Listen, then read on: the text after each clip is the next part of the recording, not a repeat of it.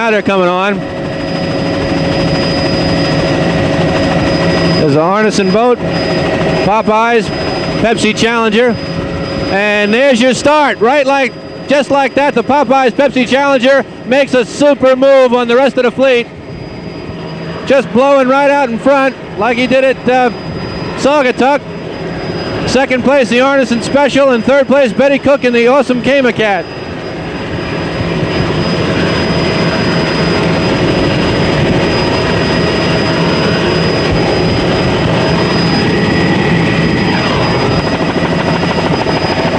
All right, running second place, Betty Cook in the Kama, number 89 in her home waters, right off Newport Beach, California. Little lady was the race chairman, and from the comments we've seen or heard from the other competitors and from the look of the pits, she's put on a very professional and well-run race. Certainly a credit to COPBRA and the West Coast racing folks in general. Right now, the Kama Cat with those Kama drives, and as Betty told us, two different engines, is running a very strong, and I might add, very loud second place. We have quite a traffic jam of helicopters out here.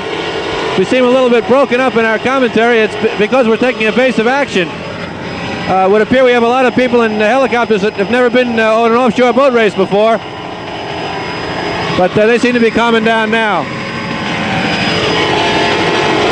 Back to Betty Cook. You can see on the side of that boat, world champion 77-79, APBA US 1 and 80, the Kama of Betty Cook. And a surprising second place behind the Popeyes Pepsi Challenger. Doing very, very well. John Connors, of course, a master on the throttles.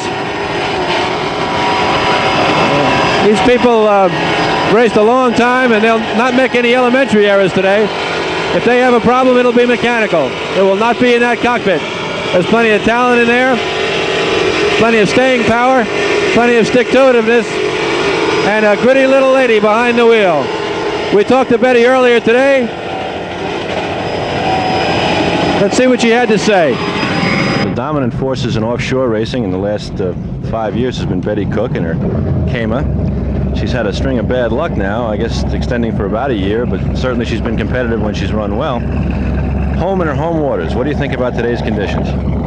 Well, I don't think it's going to be too much like what we experienced most of the year. I don't think it's going to be that calm. These are not protected waters, and we always get ocean swells here, which are not particularly terrible to cope with, but you just have to be very wary. You hope that when you sail off the top of one, you land on the back of the next one.